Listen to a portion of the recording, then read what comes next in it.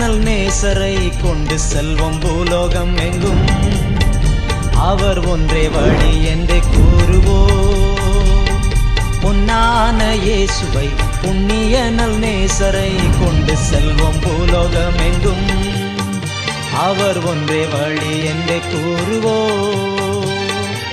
தேவனே வந்து நம்மை நடத்திடுவார், தேவை அறிந்து பயன்படுத்திடுவார்.